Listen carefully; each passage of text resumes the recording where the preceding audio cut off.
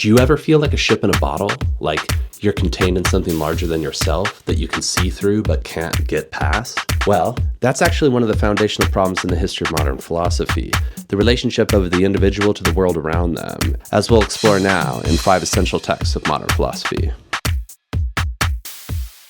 First off is the Ethics of Baruch Spinoza from the 17th century. This is one of the foundational texts in what's called rationalism or continental rationalism, the idea of trusting reason and using rational methods to really explore reality and to allow reason and rational argument and rational analysis to guide what it is we do as human beings and as philosophers. And with Spinoza, this question of how does the individual relate to the world around them is settled in the direction of there is no distinction between yourself and the rest of the world. There's a fundamental unity between all things substantially, and that includes your own reason. Your consciousness right now is not divided from the world around you and from all possible things. And to think and use reason and to follow a method of what Spinoza calls a geometric method of logical proof and philosophical introspection, one can arrive at a picture of the natural world that is unified, where God is nature, and there's no distinction between humans and the natural world and the individual and the world around them. There are different modalities and there are different ways of being that natural beings are. So for Spinoza, beings are differentiated in a geometric sort of way. There's tons of difference in Spinoza, but it's a matter of perfectly holistic, consistent, non-divided, identical difference. Often he's called a substance monist or a pantheist. So the idea of being a substance monist would be that there's only one substance in the universe. There are, of course, dualists like Descartes with his mind-body dualism, or extended substance, which is body, and non-extended or intellectual substance, which is mind. This text is called The Ethics. That's a very interesting title because there's very little in here that we today would recognize as practical philosophy or ethics or moral philosophy. But if you step back and think about what ethics and as a sort of ethos in this broader sense, it's a matter of reframing the human's relationship between itself and the world around it. Next up is The Critique of Pure Reason from Immanuel Kant, published in 1781 in Königsberg. Kant was a very wide-ranging philosopher who taught and worked for over 50 years and who wrote dozens of major works in almost any philosophical subgenre that you can imagine. Like Spinoza, Kant invested enormous importance in reason and enormous trust in reason. But unlike Spinoza, Kant also felt that reason has limits and that reason on its own accord, left to itself and to its own devices, cannot generate a satisfying picture of the world. We have to therefore sketch out limits to reason, or we have to critique reason and sketch the boundaries of what reason is entitled to say and what it is not. For Kant, reason alone cannot generate knowledge. You need reason plus experience. And experience is a matter of the individual's interaction with the world around them through sensation and sensibility, processed by intuition and other cognitive faculties like understanding, judgment, imagination, and ultimately the unified synthesis of apperception, Kant calls it, results in experience. And this book, The Critique of Pure Reason, covers all that. It covers reason, it covers the limits to reason, it covers knowledge, it covers the history of philosophy up until its time and all attempts as Kant understood them with his historical background. He was quite well versed in Latin especially and in the classics, but had been prior to this work already pursuing a natural philosophical program where he speculated about the cosmos and was also amongst the first in global history to specifically describe extraterrestrial aliens and to endorse the idea that extraterrestrials do not just possibly exist, but most certainly do exist. It had enormous influence. It spawned German idealism, led to thinkers like Fichte, Schelling, and Hegel, who developed their programs explicitly in the wake of Kant's project here in what's called the First Critique. Kant wrote three critiques: the critique of pure reason, the first critique; the critique of practical reason, the second critique; and the critique of the power of judgment, the third critique. While he never felt that he had really solved the problems that he set out to solve in this book, it's still just an enormous book and sparking him off in this trajectory. And it's that spinning top that this book set off that Kant himself pursued and tried to revise and refine after this text for the rest of his career, is a top that in many ways is still spinning with us today.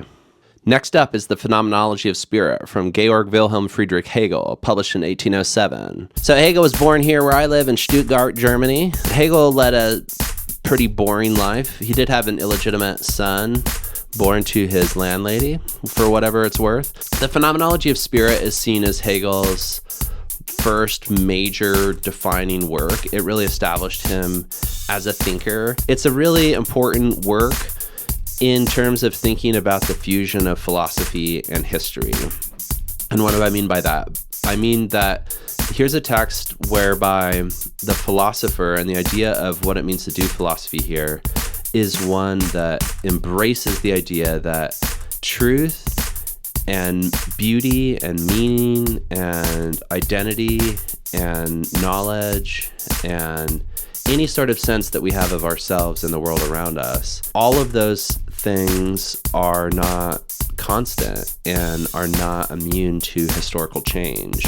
All of those things are things that emerged over the course of the history, not exactly of human beings, but of what Hegel calls spirit. So spirit, or Geist, you can think of it like a big, the idea of a zeitgeist or the spirit of the times. Spirit as the subject of history, and spirit as the subject whose story it is that we're living through. And again, like others before him in this modern tradition, Hegel trusts reason and places enormous importance in reason and in the value of philosophical reasoning and the fact that we can use philosophical argument and methods and systems and trace logics and follow dialectics, and we can arrive at the truth of something. But Hegel also thinks that reason thinking is a historical achievement, like those other things, truth, beauty. Any sort of goal that we would set for ourselves as human beings or as philosophers is for Hegel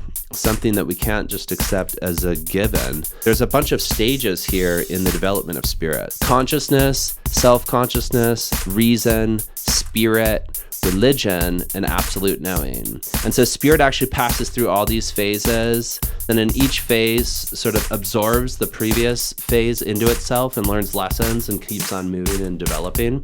Absolute knowing, the ultimate goal of the whole process, is a philosophical goal that Hegel does think is possible for reason, possible in a sort of futural defining sense of that's the telos, or the end of spirit's process. It's probably worth a read. Number 4 is Fear and Trembling by Søren Kierkegaard from the 19th century. So Kierkegaard was a Danish philosopher who lived most of his life in Copenhagen. Kierkegaard is sometimes seen as the first modern existentialist. There's no certainty for Kierkegaard. Reason does not provide a sort of guaranteed path towards truth or meaning. Reason for Kierkegaard is one human faculty among others, and importantly, when it comes to freedom and choice and to the self-definition of the human individual, for Kierkegaard, reason really comes up short. Kierkegaard was a pious, though idiosyncratic Protestant. He was a critic of organized religion and of the church in Copenhagen and in other places, the institutionalized church. Kierkegaard gives us in this text the example of Abraham and Isaac from the Old Testament or the Bible, the Torah, whereby Abraham is asked by God to sacrifice his son, Isaac, and Abraham is faced with a sort of conflict or moral dilemma, you could say, an ethical dilemma, whereby as a father, the last thing Abraham wants to do is to kill his own son. That's just horrible. But at the same time, Abraham also wants to obey his God. There's an ethical conflict there, and it seems that anybody would say that sacrificing the child can't be right. It can't be right that God would ask you to sacrifice your own child. That just seems like that would make God immoral. It seems almost like an impossibility, ethically speaking. But then Kierkegaard talks about the teleological suspension of the ethical, and the idea that sometimes, this is to go back to this idea of reasoning, ethics can only get us so far, and thinking things through in terms of what seems ethical or not. Because usually what Kierkegaard means by that is really what seems reasonable or not. This is ethics in a post-Kantian sense, whereby you can think it through, and it's clear that there is what seems to be, for any rational person, a right thing to do.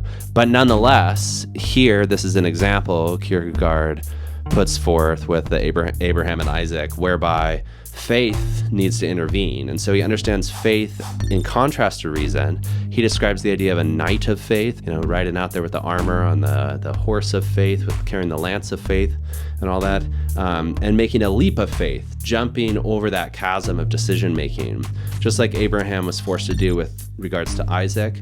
But for Kierkegaard, that's a chasm that we're all asked and really forced existentially, whether we like it or not. That's the existence that we have. Last up is The Genealogy of Morals from Friedrich Nietzsche, published in 1887. Like Hegel, he brings history and an analysis of history and historical concreteness into the picture of philosophy. Here, analyzing the history of moral concepts and of what it means to be moral and of morality as a field, as a space of theory, as an area of society and of human interaction. And Nietzsche takes that whole space and says, this too has evolved over time. This too is subject to historical change. This too was not always as it is now.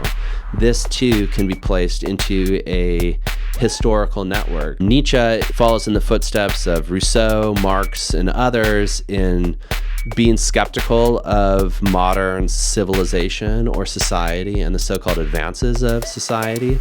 For all three thinkers, Rousseau, Marx, and Nietzsche, the so-called gains of modern society have not been worth the cost. So there's different moral concepts that are dealt with here, like guilt, ascetic ideals, the history of literature, masturbation, the permeation of the hatred of the body and of bodily functions into modern society. Nietzsche's very critical of that. He has an idea of master morality and slave morality. One way to put a positive spin on Nietzsche's take here is to say that Nietzsche is an individualist. Nietzsche thinks that modern society has placed too much emphasis on the herd, on herd morality, and on what's good for the entire group at the expense of the individual, and in particular of the creative individual and of the great individual, and of individuals who can innovate and who can create and develop morality in ways that's better fitting with nature and with humans and with human nature. So Nietzsche thinks that we live in a very inverted moral